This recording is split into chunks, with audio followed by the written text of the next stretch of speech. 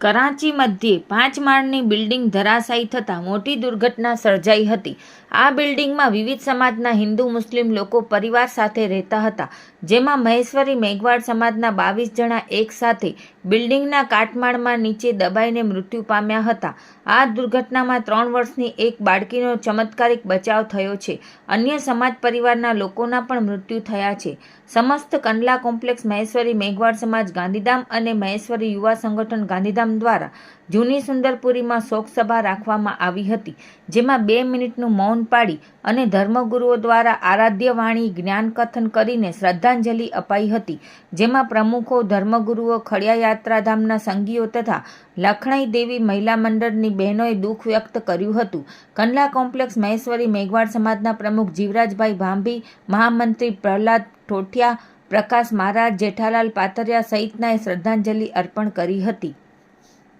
भाषण ना घेणो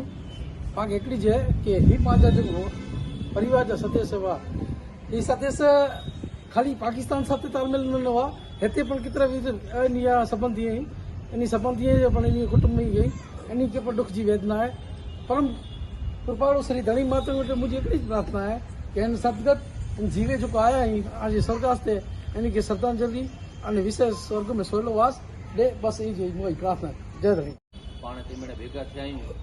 पाकिस्तान कराची में जो हिकिड़ी दुखद घटना घटाई एक इमारत छणाई जैसे अंदर पांचे महेश्वरी समाज जा 18 जना मृत्यु पाम्या उन वो बहुत महेश्वरी समाज लगा दुखद घटना है। इन घटना की श्रद्धांजलि के भाग रूपे कच्छ गुजरात गांधीधाम मध्य पण कंडला कॉम्प्लेक्स महेश्वरी समाज अने महेश्वरी युवा संगठन गांधीधाम द्वारा एक श्रद्धांजलि भाग रूपे एक नंढड़ो एक जी श्रद्धांजलि भागरूप एक प्रोग्राम आयोजन किया तो इतने मेरे जोको पर आया हूँ जो हूँ स्वागत करिया तो स्वागत तो न करा जे ये दुखद घटना है पण आजो कीमती समय कटीने आया हो एना करे ने आऊं